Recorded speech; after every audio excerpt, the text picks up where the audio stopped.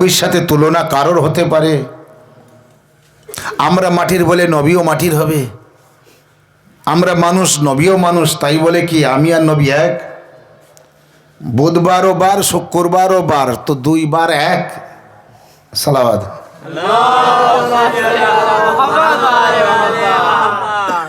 বুধবারও একটি দিন, শুক্রবারও একটি দিন, বৃহস্পতিবার, শনিবার, এ সব বার এক? সব বার যদি এক না হয় তো সব মানুষ এক? সব মানুষ যদি এক না হয় তাহলে আপনি নবীর সাথে কিভাবে তুলনা করেন? বা আমিও নবীর সাথে কিভাবে তুলনা করি? নিশ্চয়ই তুলনা তখন করা হচ্ছে যখন নবী সম্পর্কে এখনো জ্ঞান অর্জন করতে পারিনি, নবী সম্পর্কে এখনো মারিফাত অর্জন করতে পারিনি। আল্লাহ হাদিসে কুদসির মধ্যে ইরশাদ করছেন, লাউ লাকা লামা খালাকতুল আফলাক। কখন, কোন সময় ইরশাদ হচ্ছে হাদিসে কুদসির মধ্যে? আল্লাহ প্রথমেই বলেছে কোরআন মাজিদের মধ্যে, কুনতু কানজান মাখফিয়া, আমি লুকানো সম্পদ। আল্লাহ কি বলছে? কুনতু কানজান মাখফিয়া, আমি লুকানো সম্পদ, খাজানা। আমি আল্লাহ, আমি আছি, কিন্তু কেউ জানতো না। আচ্ছা, আপনি একটা মানুষ কোনো জায়গায় আছেন যার চারিধারে সব দরজা আটকানো, সব বন্ধ আছে, কেউ জানে না, তো আপনি ওইভাবে থাকতে পারেন? আপনি আওয়াজ করবেন না, আপনি কাউকে নিজেকে দেখাবেন না, চেনাবেন না, এইভাবে আপনার জিন্দগিটা কবরের ভিতরে জীবন কাটাবেন?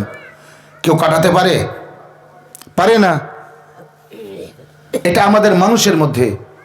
কিন্তু আল্লাহ বলছে আমি ছিলাম, এবং আমি যে আছি আমাকে কেউ চেনে না, কেউ জানে না, কেউ বোঝে না, আমার মারিফাত কেউ রাখে না। তো আমি এমনই একটি সম্পদ, লুকানো সম্পদ, খাজানা, যে আমি আছি বটে, মাখফি আছি, ছুপা হুয়া যাকে বলে, আমি আছি, কিন্তু কেউ আমার জানে না।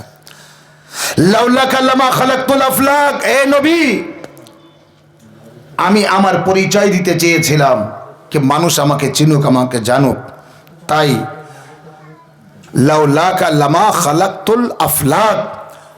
ये अफलाक, ये आसमान, ये ज़मीन, ये चंद्रो, ये सूर्यो, ये नदी नाला खाल बिल पहाड़ पर्वत, जिन मलक फरिश्ता, जन्नत जहन्नम, उঁচু নিচু, রাত দিন, জোয়ার ভাটা, যা কিছু, হাওয়া বাতাস, এ আমি সব কিছু সৃষ্টি করেছি হে মুহাম্মদ সাল্লাল্লাহু আলাইহি ওয়া সাল্লাম। তোমার কারণে আমি তোমাকে সৃষ্টি করেছি বলেই এ সব সৃষ্টি করেছি। এ আমার নবী মুহাম্মদ সাল্লাল্লাহু আলাইহি ওয়া সাল্লাম, যদি আমি তোমাকে সৃষ্টি না করতাম তাহলে কায়নাতের কিছুই সৃষ্টি করতাম না। উত্তর দেবেন আমার সাথে সাথে। হে আমার নবী, যদি আমি তোমাকে সৃষ্টি না করতাম তাহলে কায়নাতের কিছুই সৃষ্টি করতাম না। তাহলে কায়নাতে যা কিছু সৃষ্টি করেছি কার জন্য? তোমার জন্য। আল্লাহ কি বলছে? কার জন্য সৃষ্টি করেছি? তোমার জন্য। কারণ তোমাকে সৃষ্টি করেছি বলেই কিন্তু আসমান সৃষ্টি করেছি।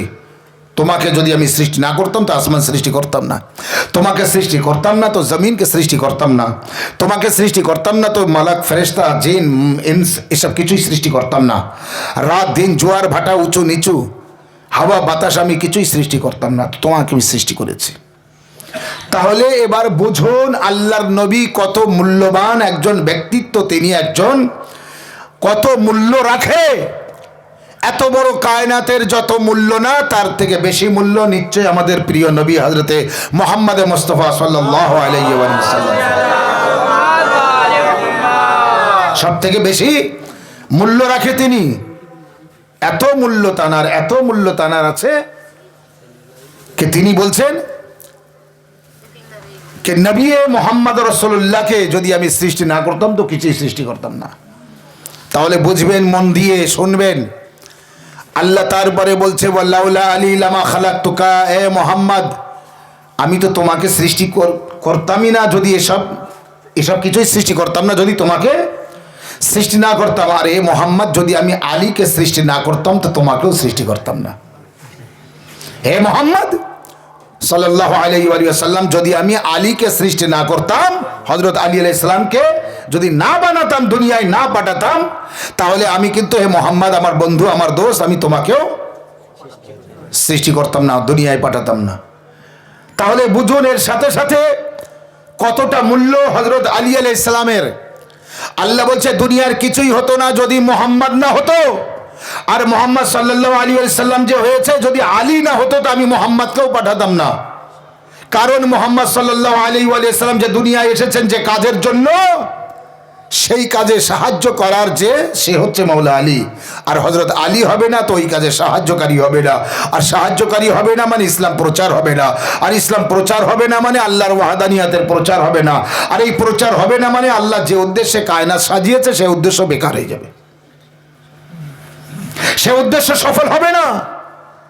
যার জন্য আল্লাহ বলছে ওয়ালাউলা আলী লামা খালাকতুকা, আর যদি আমি আলীকে সৃষ্টি না করতাম তো তোমাকেও সৃষ্টি করতাম না।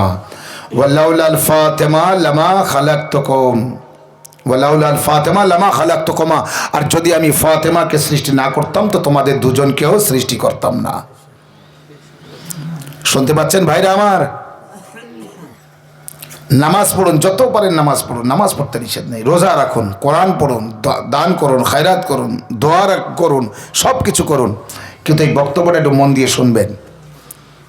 এই যে আপনি সৃষ্টি হয়েছেন, পয়দা হয়েছেন, আমি পয়দা হয়েছে, আর একজন পয়দা হয়েছে, দুনিয়া পয়দা হয়েছে, দুনিয়া সৃষ্টি হয়েছে, এর পিছনে কারণ কি, কারণটা জানতে হবে।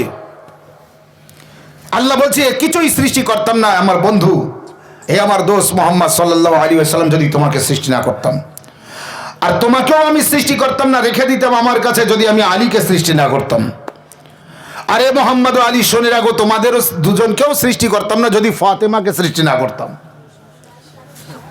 ওয়ালাউলাল হাসান ওয়াল হুসাইন লামা খালাকতুকুম, আরে আমার মোহাম্মদ, এ আমার আলী, এ আমার ফাতেমা, তোমরা তিনজন শুনে রাখো, যদি ইমাম হাসান ও ইমাম হুসাইনকে সৃষ্টি না করতাম তোমাদের তিনজনকেও সৃষ্টি করতাম না। সালাওয়াত মুহাম্মদ ওয়া আলি মুহাম্মদ।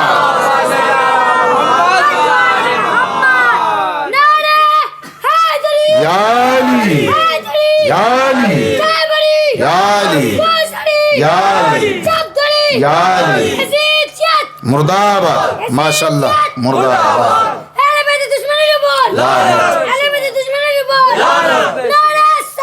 আল্লাহুম্মা সাল্লি আলা মুহাম্মদ ওয়া আলি মুহাম্মদ ওয়া আজ্জিল ফরজাম। তাহলে একটা জিনিস পরিষ্কার হলো, আল্লাহ এই দুনিয়াকে সৃষ্টি করতো না, কিন্তু করেছে পাঁচ পঞ্চতনের সৃষ্টি করার কারণে। পাঁচজনের কারণে না, আমি কজনের নাম নিয়েছি, চন্দ্র সূর্য সৃষ্টি করতাম না, কিন্তু আল্লাহ কি বলছে, যদি আমি এই পঞ্চতন পাক আলাইহিস সালামকে সৃষ্টি না করতাম তো দুনিয়ার কিছুই সৃষ্টি করতাম না। আজ যদি জমিনের উপরে আমরা বসবাস করে থাকি তো পাক পঞ্চতনের কারণে, আজ যদি হাওয়া বাতাস আমরা পেয়ে থাকি তো পঞ্চতনের কারণে, আজ দুটো দানা পানি খেয়ে যদি আমি বেঁচে থাকি তো পাক পঞ্চতনের কারণে। নিমক হারাম ও ব্যক্তি যে পঞ্চতন পাক আলাইহিস সালামকে ভুলে যায়। বোঝেন নিমক হারাম? বোঝেন নিমক হারাম ওই ব্যক্তি যার নুন খায় আর তার সাথে হারামিগিরি করে। দুনিয়ার মধ্যে যত হাওয়া বাতাস পানি আছে এসব পাক পঞ্চতনের, পাঁচ পঞ্চতনের সাদকায়, পঞ্চতনের সাদকায় বেঁচে থাকবো খেয়ে, আর পঞ্চতনকে ভুলে যাব। এর মতো নিমক হারাম আর কেউ হতে পারে? এই কারণে পঞ্চতন পাক আলাইহিস সালামের সাথে মহব্বত করতে হবে।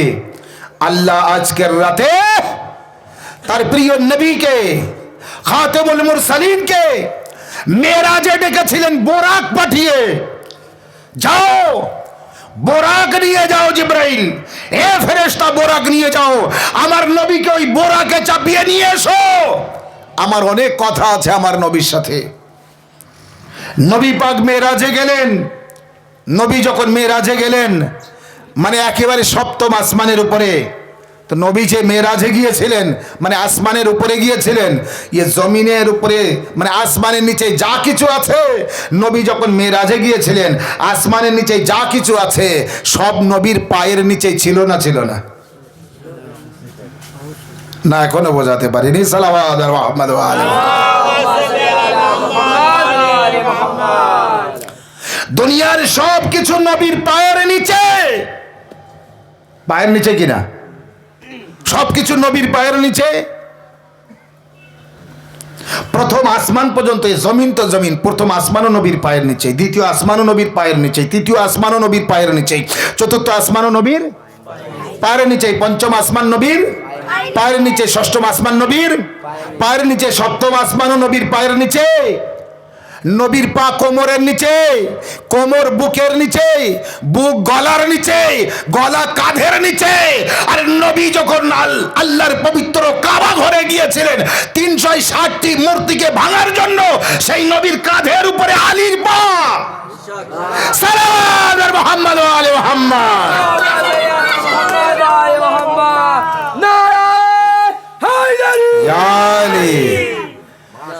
সেই নবীর কাঁধের উপরে আল্লাহ নবী কি বলেছিলেন? আলী তুমি আমার কাঁধের উপরে ওঠো, এই বড় যেটা আছে একে আমি ভাঙতে পারছি না, তুমি ভেঙে দাও, তুমি ভাঙো, কারণ আমি ভাঙতে পারছি না। তাই নবীজি বসেছিলেন আর মাওলা আলী আলাইহিস সালামকে নিজের কাঁধে তুলে নিয়েছিলেন। তারপরে নবী উঠে দাঁড়ালেন আর এরপরে মাওলা আলী আলাইহিস সালাম সেই মূর্তিকে ভাঙলেন। তো নবী যখন মাওলা আলীকে নিজের কাঁধে তুলেছিলেন, তো আলী আলাইহিস সালামের পা কোথায় থাকলো? নবীর কাঁধের উপরে। এইবার আপনি বলবেন নাউজুবিল্লাহ নাউজুবিল্লাহ আস্তাগফিরুল্লাহ, আলীর পা নবীর কাঁধের উপরে, আরে মোহরে নবুবত আছে ওখানে। আরে কোরআনের উপরে কোরআন রাখা যায়?